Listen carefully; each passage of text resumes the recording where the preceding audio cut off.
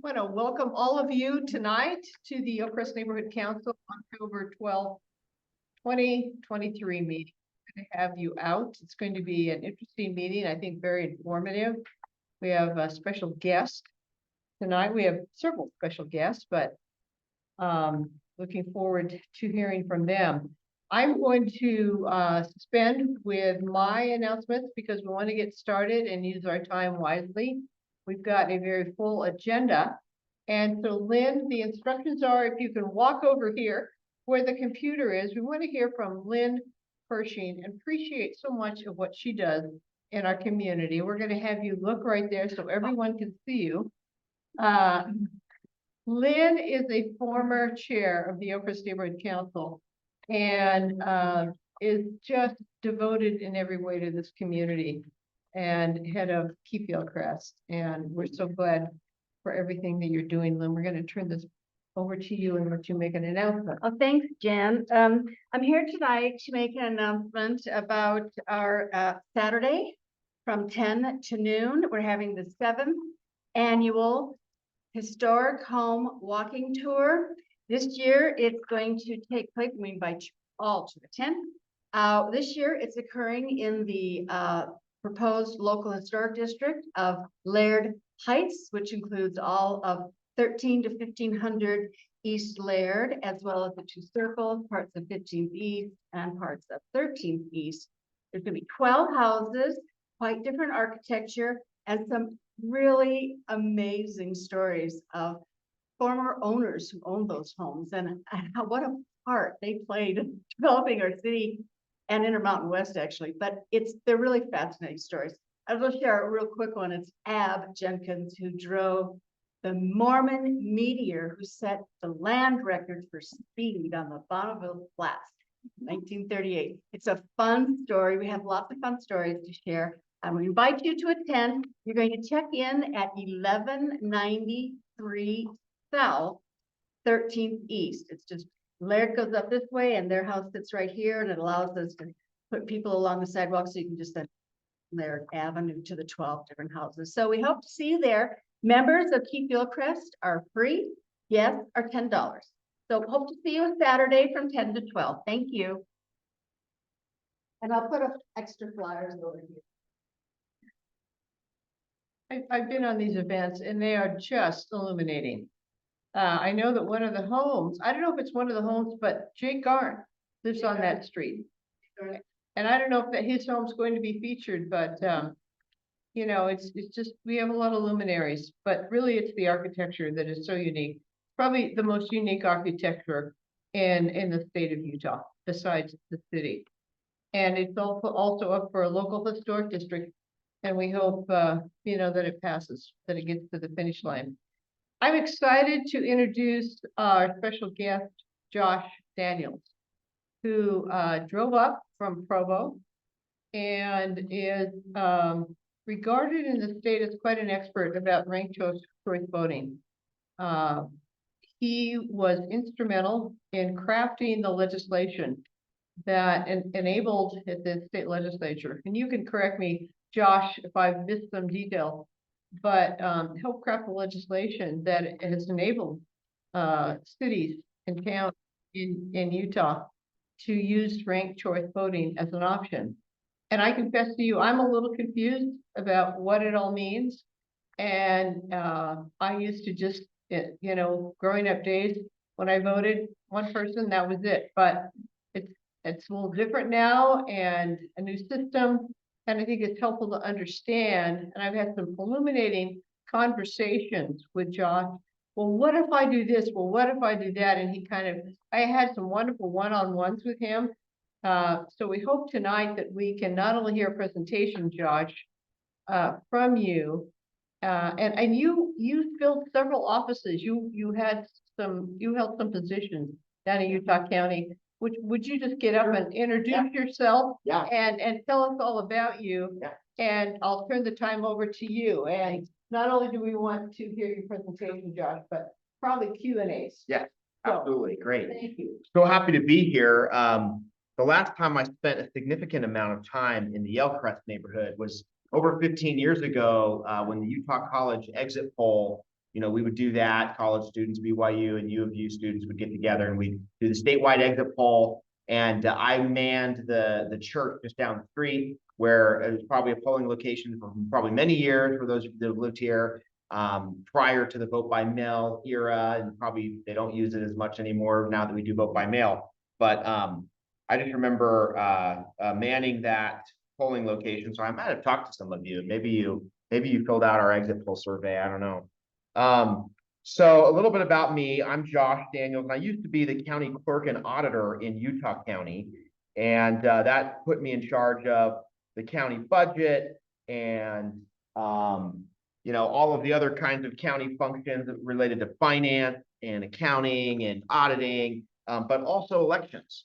And so when I came into office, our county was the first to participate in the ranked choice voting pilot for municipalities. We had a couple of cities in Utah County that used ranked choice voting. And it's something that I've been involved with for many years. I've helped political parties to utilize ranked choice voting at conventions, both the Republican and Democratic parties, actually. Even though I've been an elected Republican, I've also helped other parties to use voting technology.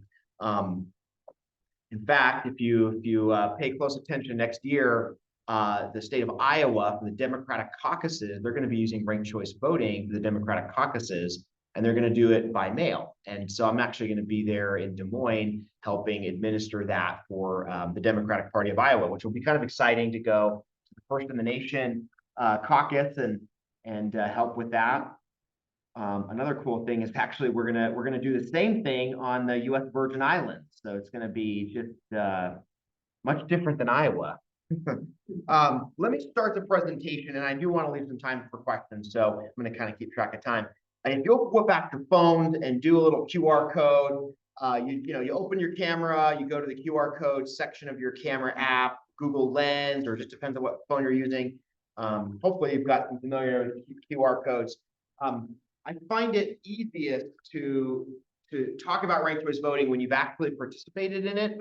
And I know that not everyone's participated in it before. So what this is a little online poll where you rank your favorite national parks from 1 through 5. This weekend, I'll be spending time with my family hiking in Capitol Reef, where we're going to watch the eclipse. Any of y'all gonna go be part of the parking lot known as I-15? Friday and Saturday, it'll be wild to have probably something like 100,000 people heading to central Utah. Cove Fort State Park would be a good place to go. We're gonna go to Capitol Reef. Don't go there. Yeah. So once anybody having trouble getting to the poll? You're all there? Okay. So it's really simple. The way this poll is set up is exactly the way ballots will be set up from Salt Lake County. Your paper ballot, the names down the left, the bubbles on the right. Instead of one bubble, you're going to have 4 or 5 bubbles so that you can choose a first choice in one column, second choice in the second column, a third choice. And for your council race and your mayor's race, in the mayor's race, you've got, I believe, 3 candidates running. In your council race, you've got 4, actually. We're going to talk a little bit about the differences between those, but the ballot will look fairly simple. You'll just have the opportunity to rank any and all of the candidates. It is smart to go ahead and rank them all. We'll talk a little bit about why, but you don't have to. Nothing requires you to rank them all. They're going to count your ballot, whether you rank 1 or all 4. I think it's advantageous to rank all 4. So if you're done getting to the poll, I'll go to the next screen. So when you're done taking the poll, you should be able to click a link and you'll actually see the result of the poll. And I'll show you that here. Oh, you know what? We need to share this with our Zoom friends. I will.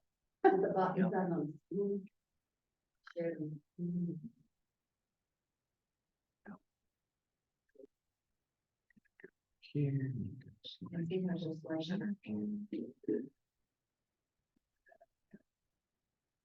Okay. Can somebody in the Zoom give me a thumbs up if they can see the QR code?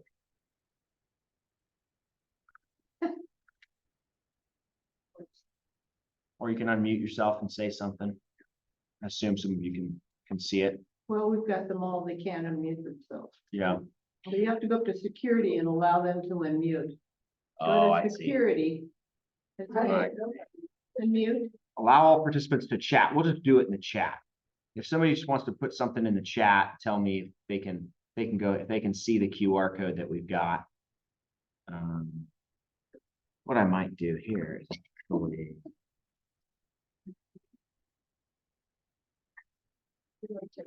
I'm going to add this into the chat. So those of you in the chat, there's the link to the poll we're talking about. All right, good. Okay, so the next thing we're going to do is we're going to go to the actual results of this poll. So in the app that you guys are in, you should be able to actually see the results, but I'll pull them up too because I want to talk through them a little bit.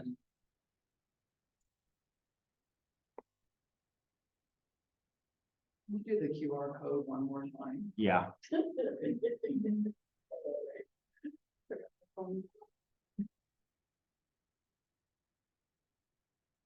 Pretty cool.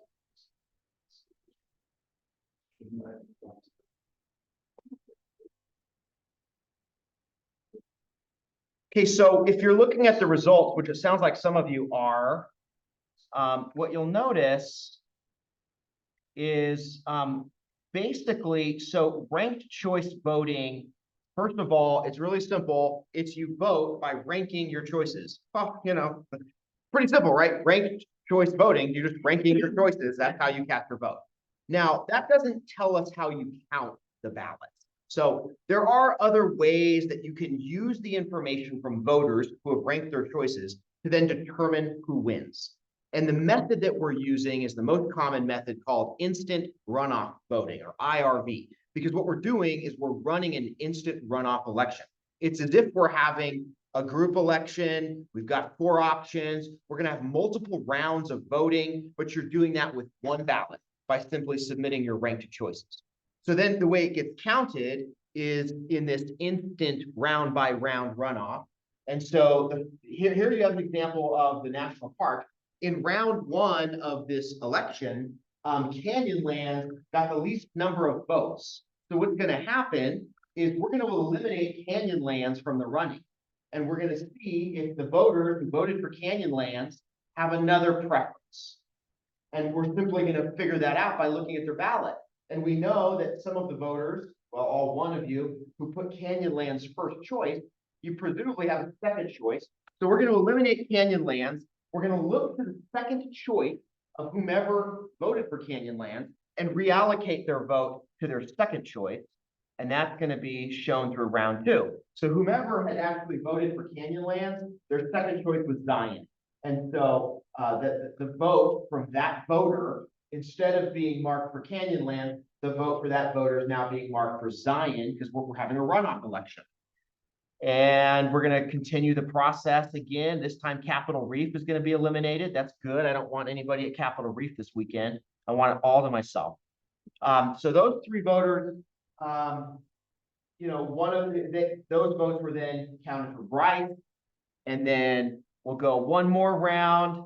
The goal here is to see who can win a majority, 50% plus 1. And in this scenario, Zion has won a majority. So Zion is the place we're all going to go on our road trip. You know, this is important because sometimes in life, certainly in politics, we have limited resources or limited outcomes. If we're going to have dinner, I'm only going to cook 1 meal. We're either having beef, chicken, or fish. We're not going to have all 3. I'm not a short order cook. So we have to decide which one thing are we all going to share. It's very common with politics. We only get 1 president. We don't get to have 1 president from every party, kind of like, you know, Rome, where they had like the triple empire situation, the 3 emperors that didn't work out so well. We're only picking 1 politician to represent us, whether that's the mayor or our councilman or things like that. So we all have to agree who's that 1 person. Well, if we've got 4 or 5 candidates, does it really seem fair that the winner who represents all of us is somebody who got 20 or 30 or even 40% of the vote? I think it makes a little more sense that if we're all going to have to live with one representative, that it's somebody that was elected from a majority, 50% plus one of those of us that they represent. And so the purpose of ranked choice voting is to simply allow these different competing problems, the problem of let's let anybody who wants to run, let's give you all the options. Let's give you all the options, but still have a majority winner. But let's not have a multiple round election where we send you ballots every month and tell you who got eliminated last month and then vote again this month. So it's like, how do we do all of these things easily? Ranked choice voting. Ranked choice voting allows lots of candidates to run. It allows us to have one winner with a majority using just one ballot with one series of voting. Each of you mark your ballot by ranking your choices, right? So that's why ranked choice voting exists. It helps us to accomplish multiple goals simply with one simple tool. Ranked choice voting helps to avoid what you might heard of called the spoiler effect in politics. This is where oftentimes you'll get a third party candidate running for office. You have two major party candidates, and the third party peels off votes from one of the major parties. And, then somebody loses and feels like, well, that third party kind of spoiled the election. You could look at 1992 when you had Ross Perot as kind of a centrist, but maybe a right of center candidate who probably peeled votes away from George W. Bush. Bill Clinton wins with something in the neighborhood of 40-something% of the vote. The same thing happened in 2000, Al Gore being the spoiler, or Ralph Nader being the spoiler for Al Gore. This plays out frequently. And of course, you probably heard in the news recently, Robert F. Kennedy Jr., who was going to run against Biden as a Democrat, has now announced he's going to run as an independent. So he's not going to be in the Democratic primary. He's going to be on the general election ballot. And perhaps he's going to pull votes away from, the two major parties in some way. And people are going to say, well, he's a spoiler. Well, ranked choice voting helps to eliminate this spoiler effect. And in the case of your city council race, you've got 4 candidates. And if you just voted for one name and you just picked the most votes and you didn't use ranked choice voting, there's a high likelihood that the winner of that election would win with something like 30% of the vote, maybe 40, but maybe as small as 30 something. This happened in Utah in the Republican primary for governor a couple of years ago when you had Spencer Cox running, you had John Huntsman running, you had Thomas Wright running, and you had Greg Hughes running. So you had 4 candidates, all fairly well known. For example, even if you don't know Thomas Wright well, he used to be the chair of the Republican Party, his running mate with Rob Bishop. So he was well known enough. He wasn't like a nobody candidate. And then of course, you had very well known candidates in Speaker Greg Hughes, former Governor Huntsman. So, very crowded field. And if you recall in that race, I think Spencer Cox won the election with just under 30% of the vote, 20-something%. By no means a mandate of the Republican voters in that nomination.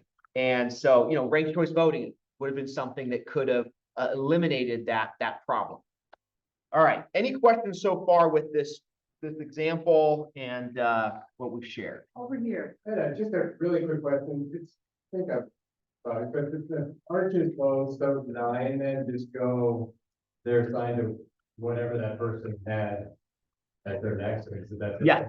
Yep, exactly. So let me go back and show that. So the 9 voters who voted for Arches, when Arches gets eliminated, we look to the ballots that were cast by those 9 voters, and we look to see what their next choice was. Now, maybe their next choice was Capitol Reef. Well, we're going to skip that. We'll go to the next choice then. And it would be either Zion or Bryce. And so then we see, and we redistribute those ballots. In this case, you see that 5 of those went to Zion, 3 went to Bryce.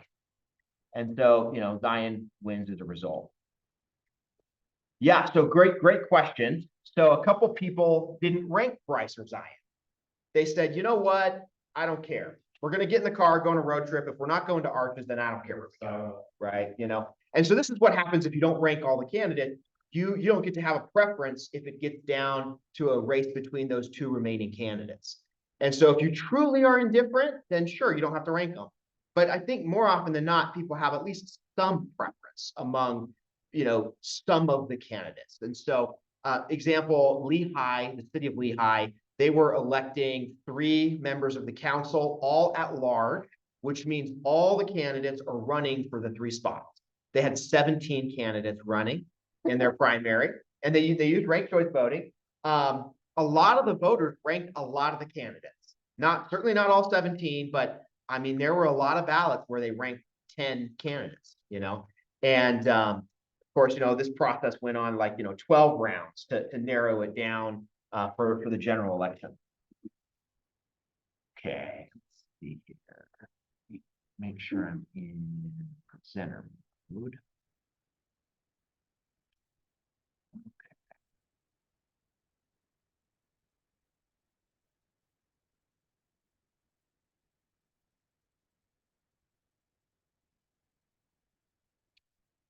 Okay, well, I'm going to share a couple of slides here. So, some people might say, why is ranked choice voting important for American politics? Kind of an overview is, well, so Pew Research did a poll just this summer. They do these periodically about how Americans feel about politics. And they found that positive views of our institutions are at historic lows. Voters and political people feel exhausted when they think about politics. They've got some interesting dislike of both parties, 28% unfavorable view of both parties. Even when you looked at people, both the Democrat and Republican parties, 37 and 36% favorable view. 86% said that the following is a good description of politics, that Republicans and Democrats are more focused on fighting than on solving problems. So, I mean, when you think about like political polarization and partisanship in America, people are sort of exhausted about politics. And now you have this winner-take-all problem. In the US, we have plurality elections frequently, where you pick one name, maybe from a list of 4 or 5. Certainly in the general election, you could have 3 or 4 independent candidates for president, a Republican, a Democrat. You could have 7 candidates on the ballot. I think in Utah, we had about 7 presidential candidates in 2020. You could have voted for Kanye West. You could have voted for Dr. Jorgensen of the Libertarian Party. There's all these different candidates running. And it's kind of interesting. The U.S. is not unique in this, but actually most places around the world, they use proportional representation. And they don't use this sort of winner-take-all plurality system that we use in the United States. So if you're a political nerd like me, you can kind of look at how some other democratic systems work and how they try to be more representative, and they don't use plurality because plurality is less representative. When it comes to ranked choice voting specifically, a lot of states are looking at using ranked choice voting for a number of different reasons. So here in Utah, we're using it for municipal elections. Some states are looking to use it in the presidential primary. Some states actually use it for their overseas voters. So, for example, in Georgia, you've probably heard about the runoffs that they've had in Georgia for U.S. Senate. They've had runoffs a couple of times the last few election cycles. And what happens in that scenario is, under the Constitution of the state of Georgia, the winner has to win with a majority.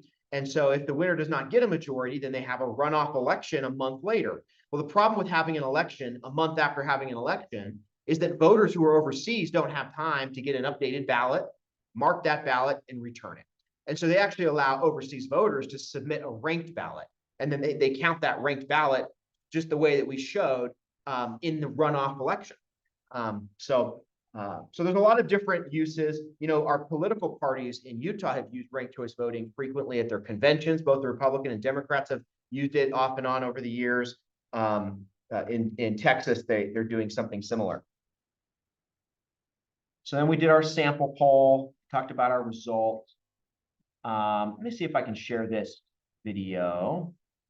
So when Sandy City had their election recently, Salt Lake County put this out to help explain how ranked choice voting works. I think it's a good explanation for those that might still be somewhat unfamiliar. Several cities throughout Utah are participating in ranked choice voting in the 2021 municipal election. Ranked choice voting is different from traditional voting in that you rank the candidates on the ballot from your favorite to least favorite. Check it out. Let's say we're voting for one open spot on city council. The candidates are blue, green, orange, red, and yellow. This first column is one voter's ballot. Their first choice is blue, second green, third red, fourth yellow, and fifth orange. The second column represents the different voters' choices. Their first choice is red, second yellow, third blue, fourth green, and fifth orange. Each column here represents the different voters' ballots. After votes are completed, the candidate who receives more than 50% of first choice votes will be declared a winner. If no candidate receives more than 50% of first choice votes, then we will proceed to round by round ranked choice voting. As you can see here, blue received more than 50% of the votes in the first round, which means they are declared the winner. Sometimes that does happen in ranked choice. We're running an election for 2 open city council spots. Here's how that would work. And because blue are Not super then often. we counting the votes for the second position. In round 1 of counting for the second position, no other color has received more than 50% of the vote. We will proceed to round 2. This happens The candidate in Utah County where they have multiple in this case, spots that are elected at large. traditional voting. In your case, it's districted, so you're only electing one candidate person. orange. The voter's next preferred In which candidate. case, I won't By continue on that. transferring the vote from orange to their second. That just explains that if you're gonna fill multiple seats at large, then you just run the process over again to see who the second winner would be. In your case, you're picking one winner for your specific council district.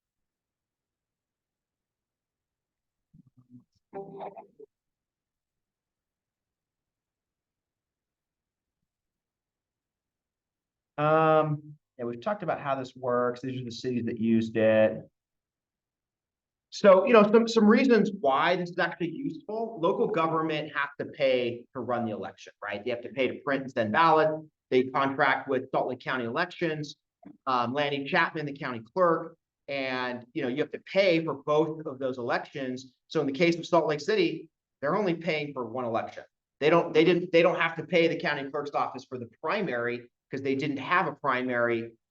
Because they let as many candidates as wanted to run in the general, because you're ranking them, you narrow them down, you figure out who wins a majority. You don't have to have an election in August.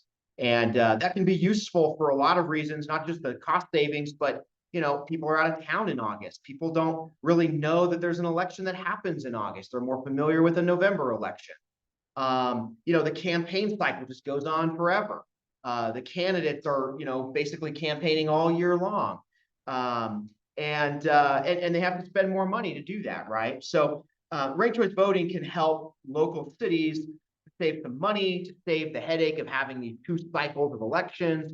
Oftentimes these primaries will be triggered when one more candidate files for office. So in the case of your council, if 5 candidates had filed for office, there would be a mandatory primary, and you'd have to have that election in August to narrow the candidate field to, I guess in your case, with 2. If 3 are actually filing for office, you have to have a primary, because then your general would be 2 candidates for 1 spot.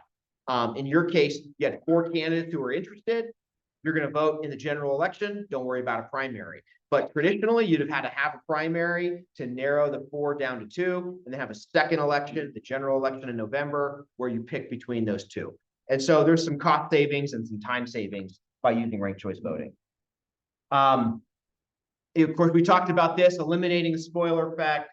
Voters get to really express their preference on all the candidates, and the winner gets a majority. Those are all advantages of ranked choice voting. They can be audited like any other election. They're run the same way, paper ballots, sent by mail. There's not a lot of difference with any other election.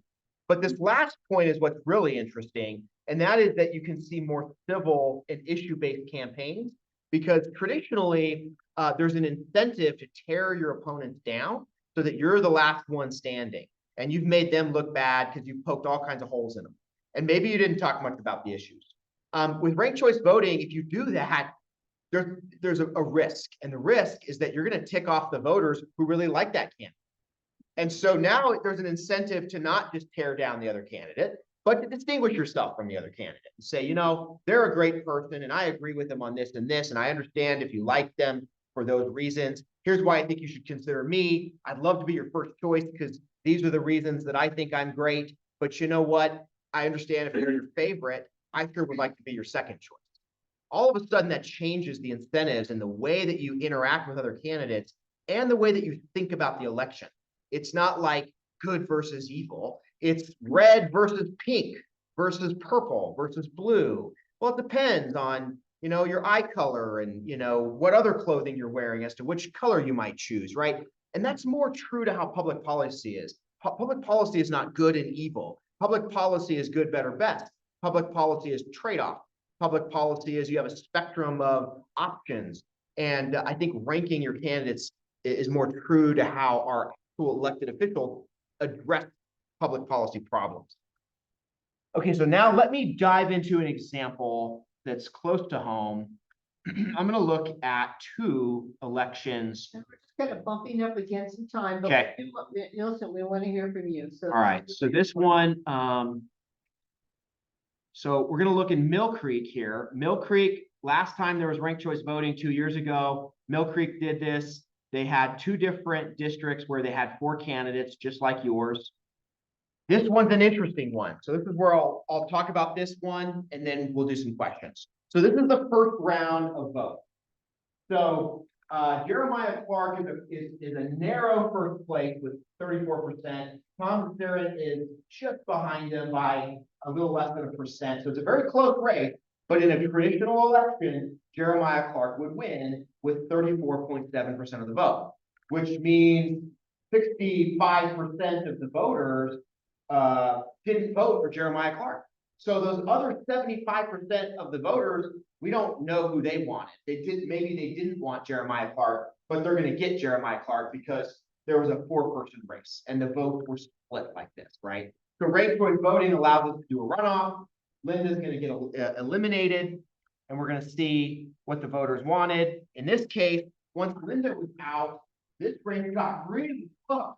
Now Jeremiah Clark is 36.54 and Tom is 36.51. A fraction of a percent now separates the 2 of them. But once again, in both of their case, you still have 65% or so of the voters that didn't pick these 2 leading candidates.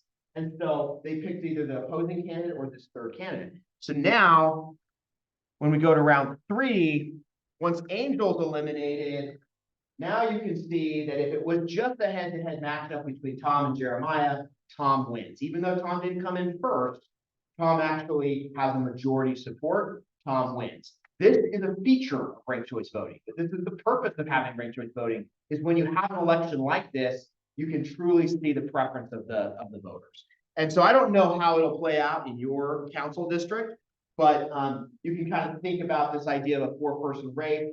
And the traditional advice is rank the candidates how you like them. There is no strategy here. Your first choice matters the most. That's where your ballot gets counted first. And your ballot only really gets looked at if that first place choice of yours is not a finalist, right? If they get eliminated, that's when your second choice matters. So just rank them the way you like them. There is no strategy. If you rank all of them, it doesn't hurt. But you're not required to rank them all. So I hope that gives you a really good overview of ranked choice voting. Let's answer some questions. How long does it take to get the results on the ranked choice? Great question. It is really not any different than anything else. Most of the time and labor in ballot processing is receiving the ballot, verifying signatures, opening them, flattening them, scanning them, and then the results are just data. And then you just, run the report, run it through this process, and you're done. And then you post the results. You've done all the requirements, testing, data testing, to make sure that it's accurate. Yep. Computer has to then take all those votes. Right. Yep. Yeah. We follow all the same auditing processes. Salt Lake County ran this election 2 years ago, so they're very familiar with the process. Their systems are all set up to facilitate this. And for them, it's fairly seamless. There's an extra step on, to do this process, but it's not particularly time consuming. And they usually put out preliminary results like this on election night. so you can see at least what the preliminary results are. Yeah.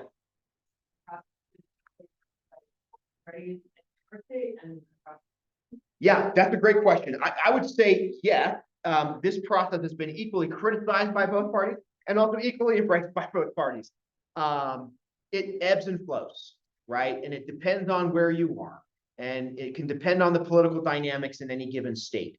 And it's changed over time. You know, there's been different types of supporters and opponents of ranked choice voting in the past, and they've kind of reconfigured over the years. I wouldn't say it's you know, it's one way or the other. It does seem like right now there's a little more scrutiny of elections by Republicans. And so Republicans are a little more suspicious of ranked choice voting the last couple of years, even though like in the Utah Republican Party, we've been using it for years, but you know, they used it in Alaska and Maine. And there were some basically purple congressional seats that had gone Republican in the past, and then they went Democrat this time. And so Republicans feel like it might be bad for them. But you can see a lot of examples where it would go the other way too. I don't think it really favors one party or the other. Might be a really dumb question, but in an election, like, it's an announcement, well, we've done round one. Okay, now we're going to round, oh, no, now we have to go to round three. Oh, we're going to round. So yeah, I mean, if we were having an in-person election, we were like counting ballots round by round, we might do that. But in these elections, no, this is all automated. On election night, this is what the report will look like. So you'll be able to see. Know how many rounds. You'll see something just like this. This is exactly what one of the reports for ranked choice voting looks like for Mill Creek in 2020. So for your district, it'll look just like this. There'll be a link on the Salt Lake County website for the elections, and you'll go and you'll be able to see just like this, the names of your candidates and who's in the lead based on, you know, the preliminary election night results. So what I looking at this just makes so much sense to me. Because I mean, we've gotten so polarized in our politics. Right. Yep. Yep. So what are the criticisms? What are people? Well, take this example. If you're Jeremiah Clark, you're going to criticize this. Right. I don't mean to spoil it, but. Right. But are there? Than that, like. No. Criticisms There are criticisms. I don't think that they're super valid. People will say this is confusing for voters. So we did polling and we asked voters, is this confusing? 85% said no. 15% said maybe. I'm sure it's confusing for some people, but there's lots of things that are confusing for people. I mean, I counted the ballots in 2020 and there were ballots that were marked for Joe Biden and Donald Trump. And that's an interesting way to cast your ballot. I didn't know it was that confusing, but it was for that voter, right? There were ballots I got back that were blank, and I don't know why they sent it back to me that way, but they did. So, you know, I don't know. That's the criticism, right? But I think that the most valid criticism is people like maybe Jeremiah Clark who lose, and they're like, no, I think the rules should be pick one, and I win with 35%. Yeah, and you know what? I don't know Jeremiah, but there's other races like this where maybe this person is really polarized. And maybe this 35%, go back to round one, this 34% might as well be a club. And it's a really tight club. And this is their guy. And they show up and they work together and they are 34%. And because lots of other people are interested in serving, this guy always wins. Even though a majority actually is in the opposite club.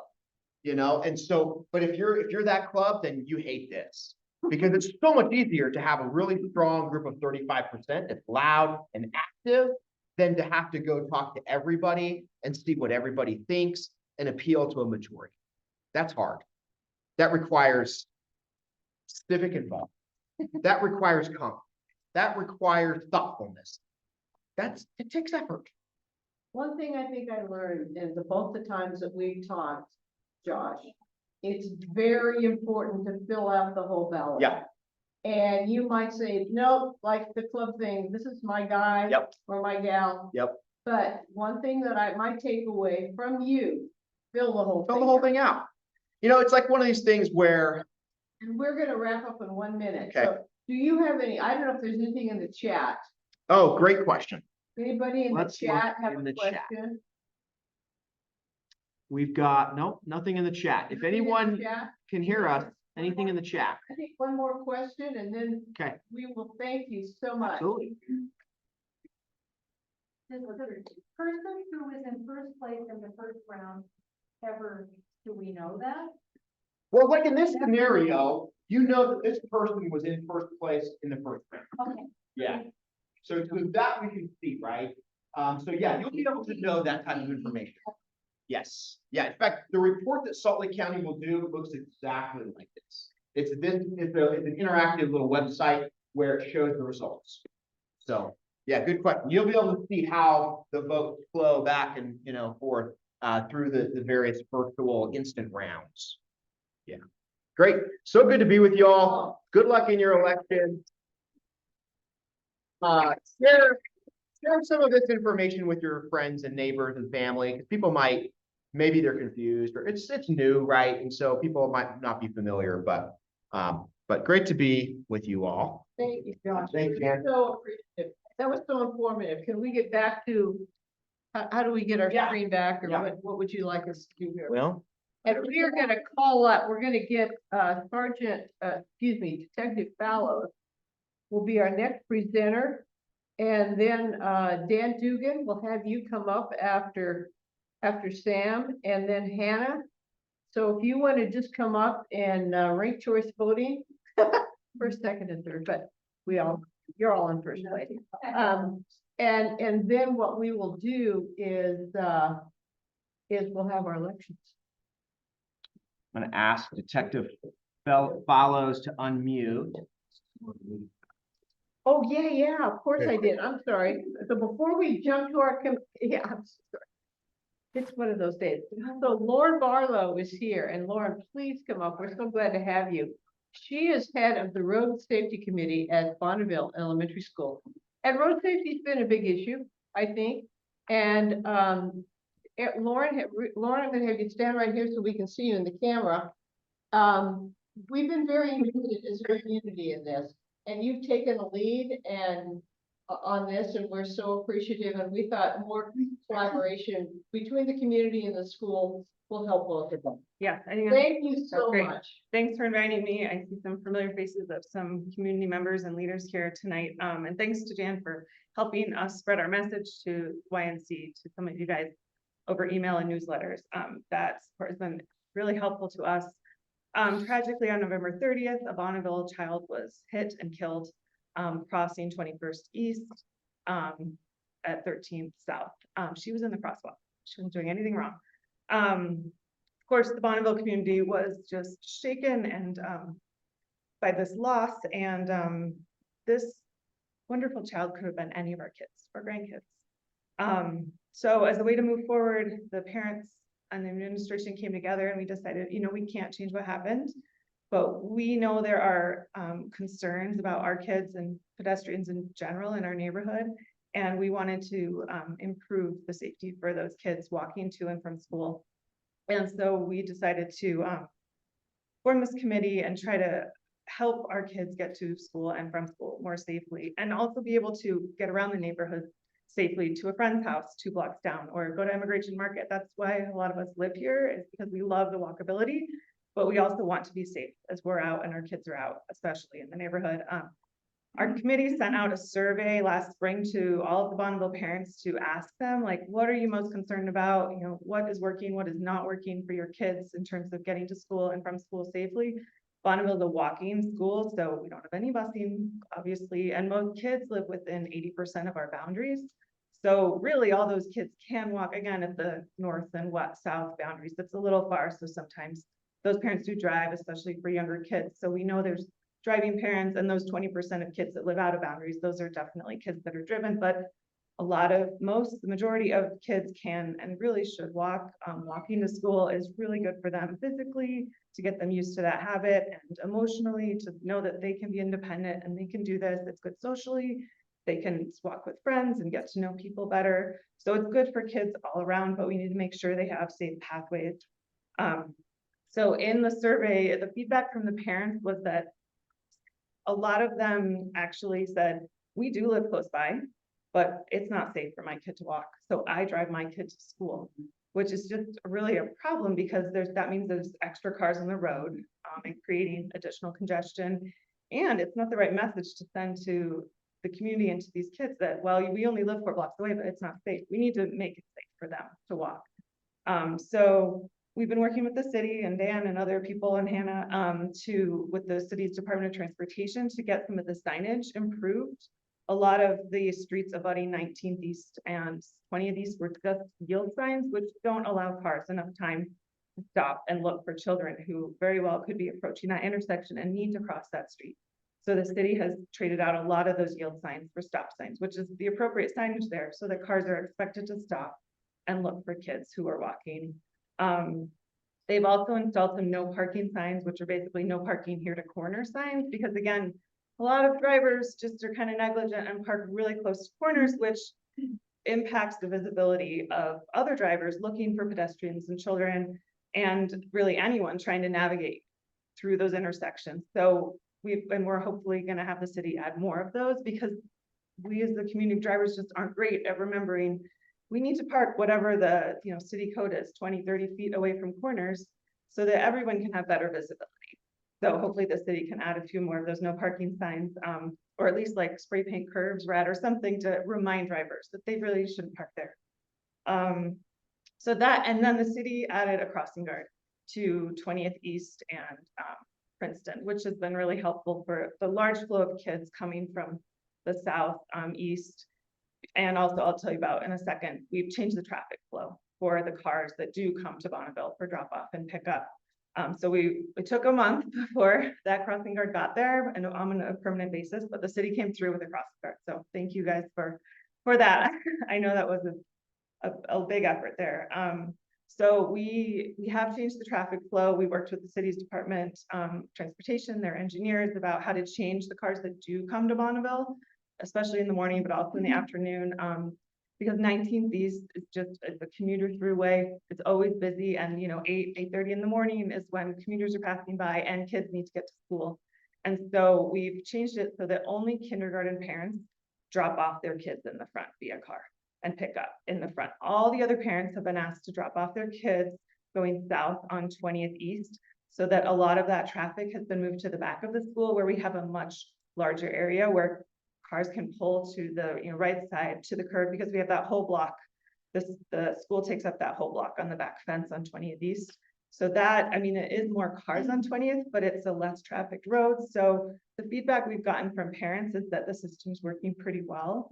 And I haven't heard any, feedback from neighbors that they don't like it. So I'm here tonight if anyone wants to let me know that there seem to be problems, but overall the traffic flow seems to be going better. And the crossing guard who works out front of Bonneville said it's much better. It's less crazy, it's less chaotic. There's just less cars on 19th, which I think helped make everyone, it just run more smoothly for everyone. So that's something we did this year.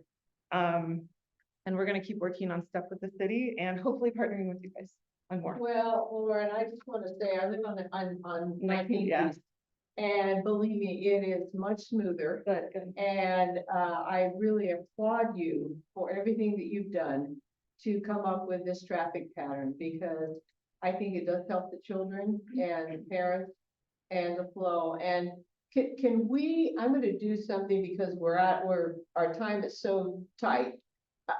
Will you share your email, and if you have questions? But Jim, this should be a comment of the whole council. It's the whole council. Well, and I appreciate your point of view. We've got one more things that we have to do. Yeah, sometimes I'm nervous to take care of those children Right, that are hit by cars. right. And So- we as a city need to slow down the school zone now to 15 miles an hour. Because 20 miles an hour are what our streets have become. And unless you now slow people down to 15, there is no reminder to them. And that's a question probably I Well, throw to it's not Dan. a question, it is a suggestion. Right, and Dan is your man. Well, So that's a city question. the city. Yeah, that's the city. And I apologize because I'm sure you may have comments and questions. And we always run over, don't we? I mean, they throw us out of here at 8 o'clock because we keep running over with our meeting. So I apologize if I offend anybody, I don't mean to. But, and thank you so much, Lauren. We'll have you come back, maybe at the end of the year, you can kind of give us a summary of how things have gone this year. So we will start, Detective Fellows, are you up there with us? Great. Just, we'd love to hear from you, and then we'll hear from Dan, and then we'll hear from Hannah. Is he muted? Oh, could we unmute him? Down here in security? There we go. I think we're good. Okay. Yep. Can y'all hear me? Yeah, I think they're unmuted. I should be unmuted now. Okay, all right, go ahead. Perfect. I won't take up too much time. Unfortunately, the website to pull the crime stats was down, so I couldn't get the most current crime stats. But what I did want to do is just kind of go over real quick. With the cold weather coming, we've got kind of the motor vehicle theft season coming up. So I just want to put a reminder out there to everybody. Last year we had quite a few people leaving extra keys and or fobs in their vehicles at night, and then the vehicles were getting stolen that way. So, and then also, of course, every year we have a lot of vehicles warming up, getting stolen as well. So just remind everybody that as the weather gets colder and things like that, if you do need to warm up your vehicle, either be with it or, you know, use an auto start feature or something like that where it can't get stolen. And then also just if you are seeing issues while we're kind of on the subject a little bit with like speeding or people not following the new traffic posted signs, things like that, parking issues, you can utilize a couple of different things. If it's if it's a parking issue or a speeding issue that needs immediate attention, then call for our compliance division to come out for a parking issue. If it's speeders, then please put a request in on the SLC mobile app. You can put a request in to have our motors division come out and do directed enforcement in your neighborhood. So they do a lot of directed enforcement, meaning they come out, they ticket people who are speeding and or breaking other traffic laws. And those are driven a lot by the tips they get from either the SLC mobile app, or you can go to the speed watch link that I have in the chat, or if you're in the audience there, then you can just Google SLC PD speed watch. But that can help get motors into your area to do speed control. So again, I apologize, I don't have the stats for tonight, just the website was down, so I couldn't get them. But does anybody have any questions for me? No, we're good, Sam. All righty. Thanks. Okay, I'll pass it on to Dan. Yep, thank you. Thanks. I want to first comment on the speed limit idea. We can pass it through our transportation guys. I think it's a good idea. The second thing is, last year I worked with some lobbyists to try to get a bill passed and some senators a bill passed to have a radar cameras in the speed zones and construction zones. And it wasn't getting through committee last year at all, meaning that no one was really in favor of it until one of the senators who's also in charge of the finance committee said, hey, if you want your bills financed, you need to make this and move this bill through the committee. So they moved it through the committee, and then it failed to the House and didn't even really see the light of day there. I'm continuing on to do it again. The one senator who was very vocal against radar cameras in school zones, because he thought we were China's state of China, and everyone was going to have a camera and be able to track us, even though we're all being tracked by this little thing in our hand all day long. So we're going to go at it again. I'm going to continue going at it for cameras around the school zones. It's a lot safer, and also it's safer for the police officer and the residents, because they don't have a police officer chasing a car down in the school zone with the kids that are just like blocked away. To me, it's a no-brainer, but we have to get through the House.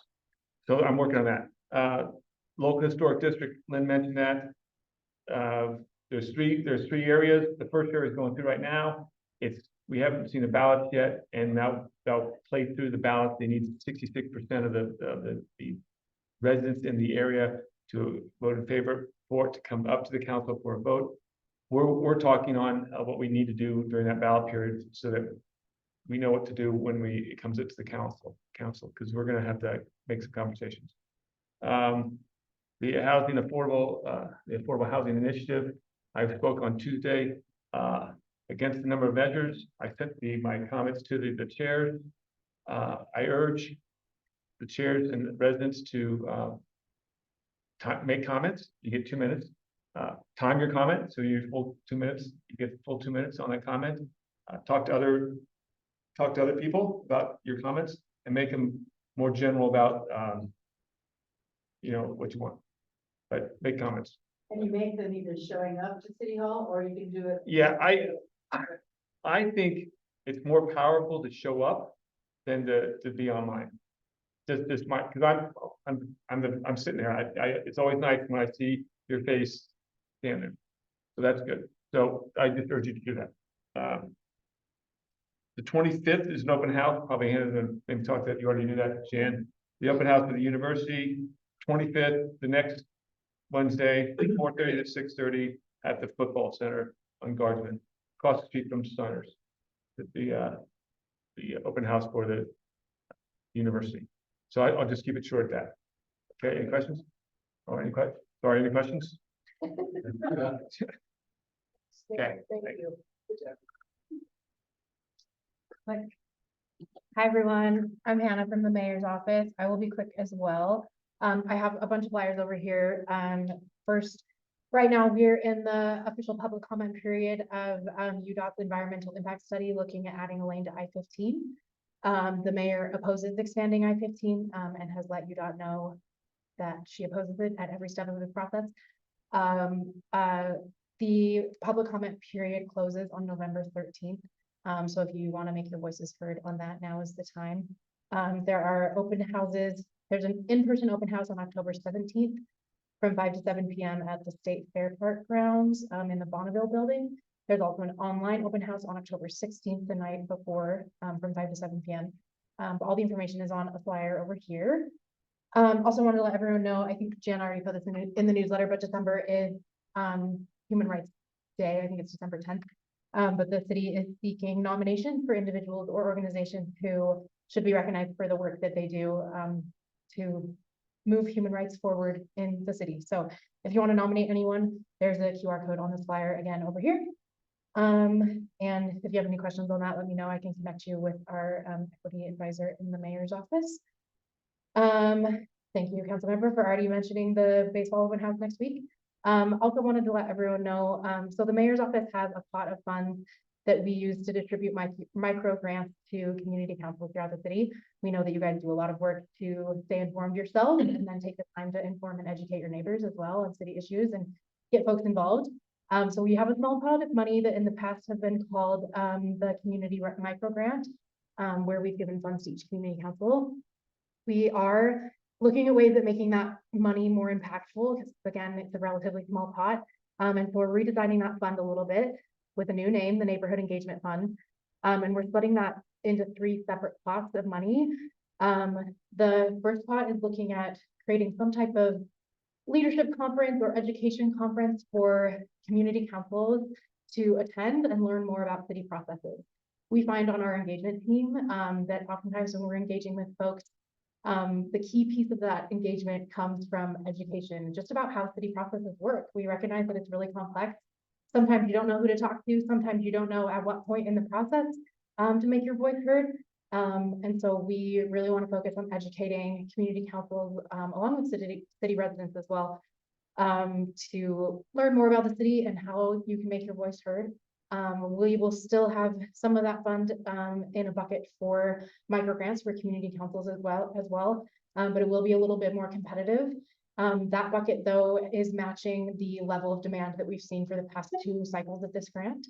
And then the third bucket of that funds will be spent on pilot projects that we're looking for community councils to really think about how you can increase your capacity for civic engagement, whether that's in communities that have multiple languages spoken, maybe looking at having translation services available for every community council meeting, or we're really just hoping community councils can think creatively about how to engage more of your residents more diversity of your residents, that maybe look and see the city differently, than you do. So if anyone has any questions about that, let me know. Those will open up on January 1st, I believe. Oh, I should have written that down. But there's everything over on that flyer, has the information available. But since it is a newer, or I guess a rework of our program, I'm just trying to get that information out, and let everyone know. So does anyone have any questions for me? Great. Thanks, Jen. Yeah, thank you so much. And we really have appreciated the micro grants because we've taken advantage of that here in Hillcrest. In the last 2 years, we've applied for them and, it's about $1,000, but you know, we are not a fundraising machine. And so every little penny that we get, it usually goes into our website. We bought a webcam. The webcam that you're looking at right now is purchased from Salt Lake City Money. Thank you very much. And some of the other equipment that we use to get our meetings online. So Lynn, I'm going to let you take over and do the election part of our meeting, and then we'll close from there. Okay, I realized I didn't bring a pencil, so when we do this hand count, and then are you gonna write it down, or do I write it down? Okay. Go ahead. So, okay,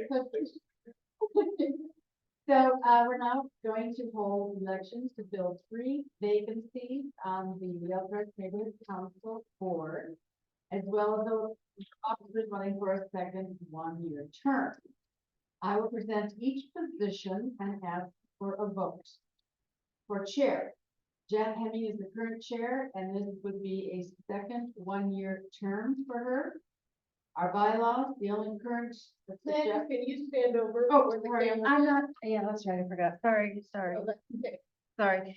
So I'll start over with chair. Jen Hemming is the current chair, and this would be a second 1-year term. Our bylaws state that only current officers on the YNC board may compete for the chair position. Are there any other nominations besides Jan from the YNC board that would like to be considered for the chair office? I see no hands raised. So seeing no hands raised, please raise your hand if you support Jen Hemming as the YNC chair.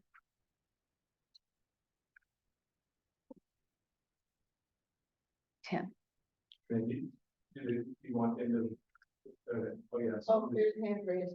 Oh, I forgot to count these guys. Okay, so how many on there? Yeah. Okay, 11. Okay, Some may not be voting, or they may not. I- I vote, or maybe they want somebody else. I can change the views. Oh, okay, sorry. Yeah, no, you're good. Oh my gosh. I know, that's what I was thinking too. Oh my God, there we go. Oh, there we go. I can see one hand. Yeah. So those from doing Zoom, you would need to vote by going to the bottom of the screen and clicking on that thing that says raise hand. On the icon saying raise hand. Okay. You can rank their foot anyone. Rank choice. Okay. It should be under raise hand. It's towards the right. Okay. 2. Okay. Anyway. All right. Co-vice chairs. 2 candidates have stepped forward to fill the vacancies of Josh Stewart and James Payer. Is that how you say his name? So the 2 new candidates are Stuart Bevan, who is a portfolio manager at Zions Bank. He is here tonight. Would you like to stand up, Stuart? Stuart Bevan. And the second candidate is Eric Pavlis. Is that how you say it? Eric Pavlis, Senior IT Project Manager from at Ultradent. Eric is out of the state currently tonight on business. But these are the 2, do you have 2 co-vice chairs now? Yeah. 2 co-vice chairs. Are there any other nominations from the floor? Seeing no hands raised, we will then, what? State your name, state. No, that's their. Oh, I said, why would I have that? Okay, so there are none. Okay, and then, so now we have just Stuart and and Eric running, and there's two positions. You need to mention their names. I will, but we have two positions again. And We used to have, I thought we were gonna get rid of, okay, so we have two co-chairs. First is Stuart Bevan. All those in favor of having Stuart Bevan be one of the co-vice chairs?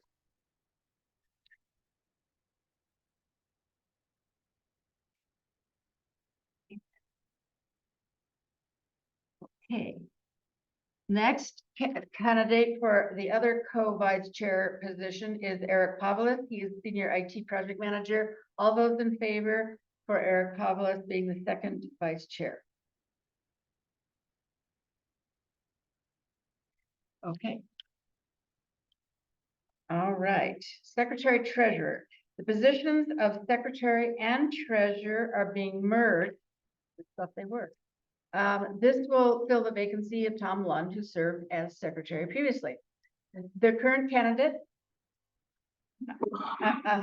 I'll just have her, Jennifer, if you want to write, she's here tonight. She is the current treasurer and has agreed to fill the combined position of Secretary Treasurer.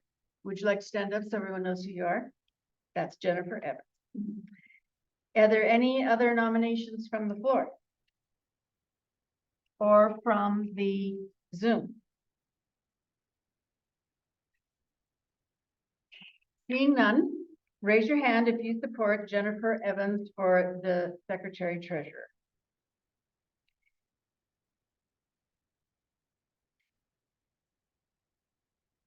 Okay. Next position is at-large position. 3 individuals have declared for at-large candidates. Marguerite Henderson, Eric Dyer are incumbents and are eligible for a second one-year term. Is there any other nominations from the floor for at-large position on the board? I know, when we vote, I'll have to stand up. Okay, none of the from the Zoom people. So, Marguerite, would you like, oh, sorry. Oh, do you want to have a, well, why not? Sure. Since they're here, why not? So we have 2 candidates for at-large. First is Marguerite Henderson. Would you like to stand up? Do you want to make a statement? I'm a resident of Gilchrist, 23 years, really invested in this area, and I would find the best for our community, and I'm glad to represent council. And Eric Dyer. Yep, so I am a resident of the general area for the last 20 years. Been very much enjoyed the last year working in this capacity. I wish I could do more. I have kids and a very, very full-time job, and this is perfect for me because I can get involved to the extent that the schedule allows, which is very wonderful. So very happy to. And he always sets up all the technical stuff. So thank you so much, Eric. All right, thank you both for making a statement, and thank you, Venna, for asking us to do that. So is there any other nominations? I think I asked that. Any other nominations from the floor? And from there, okay. Tim is, he is right here. So mention him now? Yes. Okay, well, I guess there's 4 at large. Okay, sorry. Is there any other one? No, just Tim. Okay, just Tim. I thought there was 4, but anyway. All right, so there's one more, I'm sorry, at-large position to add to the board. His name is Tim Ermish. He has just recently retired, actually, from the general manager of Fox 13 News in Utah. He's out of state tonight and not present. So we can't hear a statement from him. I personally have gotten to know him, and I think he's a fine individual. I think he has all the best, I'll just say, I think he has the best interest for Gilchrist. I've been very impressed by his activity. So let's go ahead and then vote on the 3 individuals who will be at large, right? Are there any other nominations for Tim's Tim's position? There's supposed to be 4 candidates. So if you'd like to be, I mean, there's supposed to be, at-large candidates. So do you anyone want to nominate themselves or anyone else? No? All right. So now we'll take a vote for the at-large position. First is, all those in favor of Marguerite Henderson.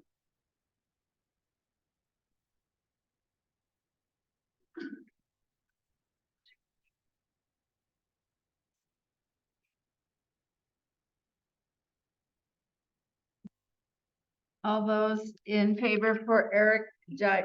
Oh, I'm sorry, I didn't see any here.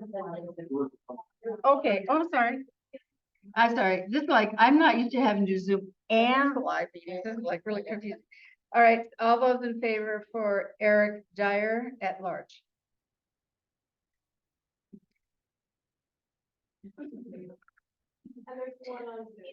I got it. All those in favor for Tim Ermish at large.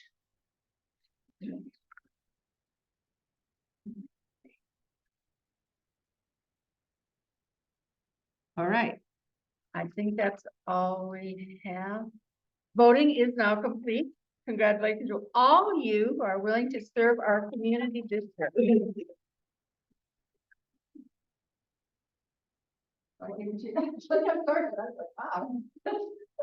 This woman is just amazing. She does everything. No, she does. She's great. And we're so appreciative, Lynn, of the millions of things that you do in this community.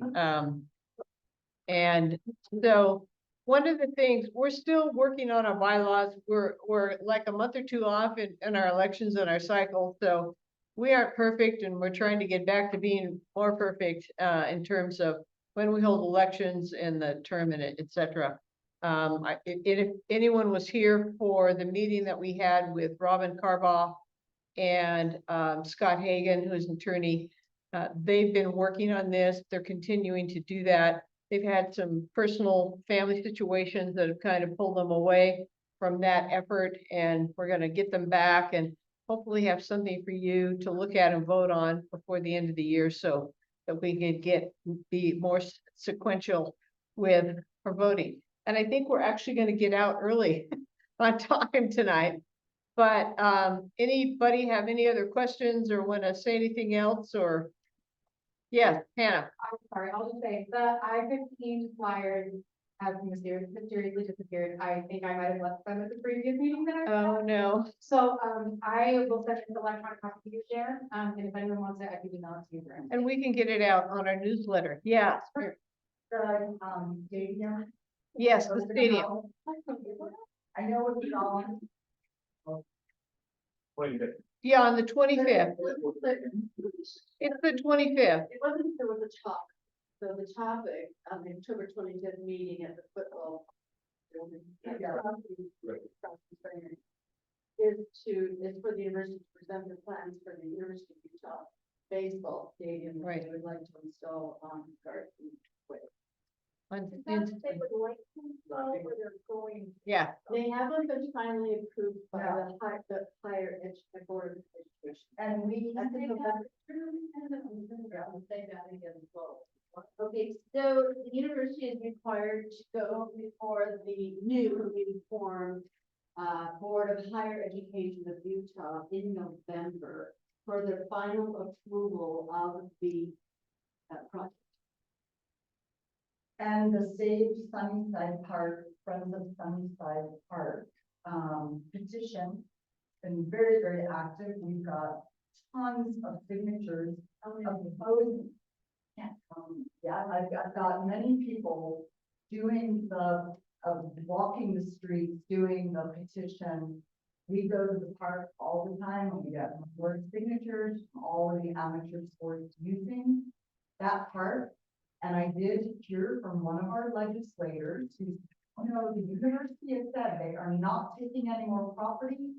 She texted me back after she got in touch with someone at the university and said, I'm very sorry, they are intending on taking more property, and that is one of our legislators. I'm not going to say the person's name, but she assured me they weren't, and then she texted me back and said, yes, they intend on taking more Okay, property. She texted Yeah. me. It's on around, I'm not sure on the date yet, but in November, the university only got approval in October, September. to actually go ahead and make the designs for the stadium. Right. They are required by the Board of Higher Education of Utah, right, to actually be signed off on the final project. In November, it is the only time that the Utah Board of Education will allow public state, right?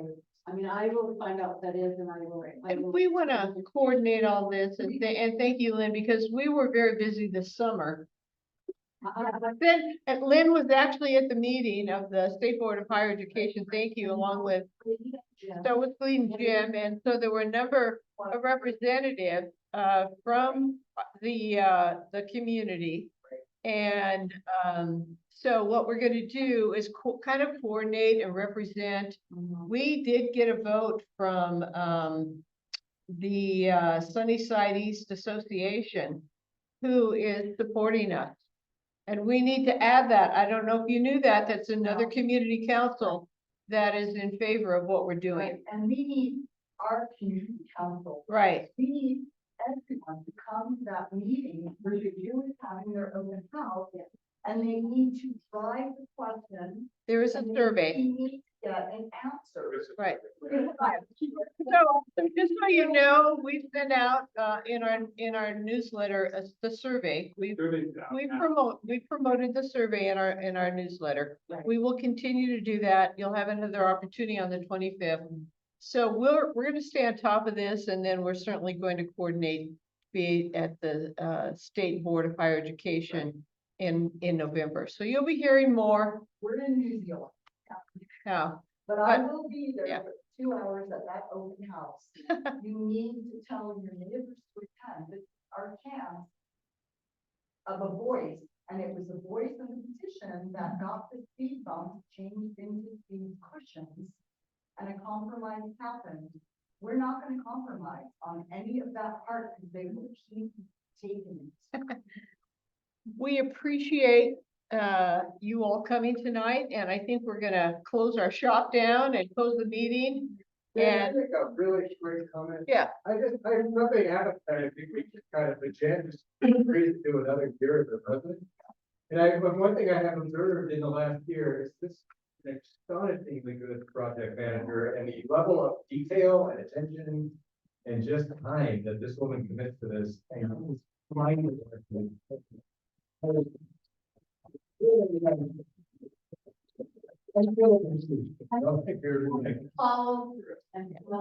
Really impressive. we've had a lot of things going on. We really have, and it just seems we start one thing and stop one thing and 3 more things come at us. We've had a lot to deal with in EOCREST, but we'll continue to stay on top of it. And I appreciate all of your support and your involvement. We couldn't do it without you, seriously. It's a team. It really is a team. And I do appreciate all of you who come to these meetings and stay active in these issues. It's important.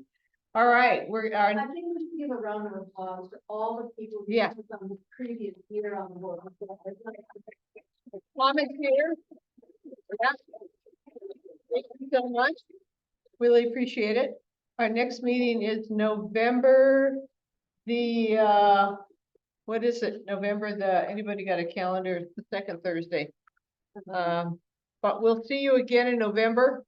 And good luck with your voting, because your ballots will be coming in a couple of weeks. So hopefully you're all educated. We're gonna post the presentation that Josh left with us. We're gonna put it on in our newsletter. Okay, thank you and good night.